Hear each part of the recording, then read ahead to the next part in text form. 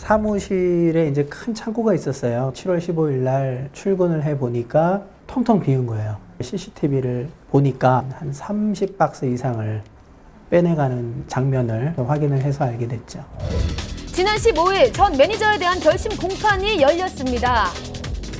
이른 시간부터 유족은 물론 멀리 일본 팬들까지 공판을 지켜보기 위해 자리를 함께 했는데요. 전 매니저의 주장은 예금은 빼돌리려 한 게 아니라 매니저로서 쓸 수 있는 권한이 있다고 생각했고 사진첩이나 앨범은 유품을 정리하면서 그간의 정을 생각해서 소장하고 싶었습니다. 이 씨가 도주 우려가 있다는 점에서 법정 구속시켰는데요. 구속되기에 앞서서 이 씨는 이 같은 상황을 인정할 수 없다고 짧게 심경을 밝혔습니다. 그런데 3일 후 판결에 불복하고 항소했다는 보도가 이어졌습니다. 항소장 제출돼 있는 상황인가요? 예, 변호사님이 11월 18일자 내셨네요. 아직 기록이 넘어온 상태는 아니고요. 기록이 넘어오지 않았다는 게 아직 항소심 일정이 아직은 안 잡혔죠. 사과는 있었나요? 사과는 아직까지 전혀 들어본 적이 없습니다. 가 현재까지도 다른 기획사에서 매니저 일을 하고 있기 때문에 저희 유가족 입장에서는 제2, 제3의 피해자가 나오지 않도록 하는 게 1차적인 또 저희 목적이기도 합니다. 고인과 유족에게 아픔을 주는 사건이 더 이상 발생하지 않길 바랍니다.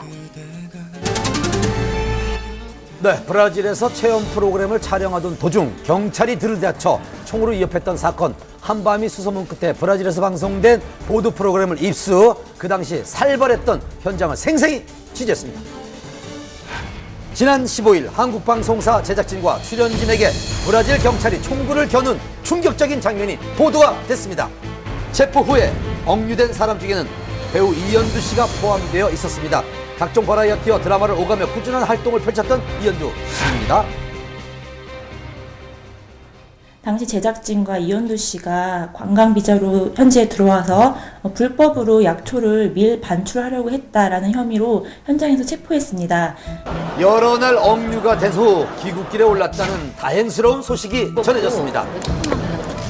수척해 보였지만 침착한 모습의 이현두 씨였습니다. 안녕하세요. 저 걱정해 주셔서 감사하고요. 저 이제 무사히 잘 왔습니다.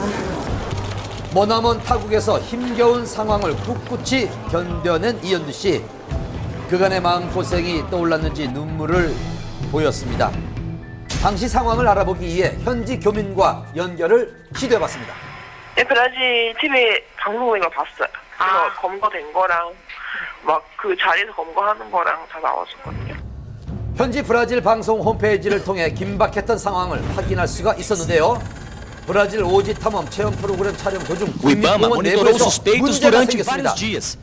현지 경찰에게 체포돼 여권을 압수당하고 억류됐는데요. 약초를 불법 채취하고 밀반출하려는 그런 혐의를 받았습니다. Não há possibilidade de retirada do território nacional de qualquer componente da biodiversidade ambiental. E pela ausência do visto regular para negócios, serão expulsos do Brasil. 브라질 측의 주장에 해당 국내 방송사 측은 적극 해명에 나섰습니다. 약초는 현지 코디네이터가 족장에게 선물을 받은 것일 뿐이며 촬영 허가도 미리 받았다고 전했습니다. 몸은 괜찮으세요?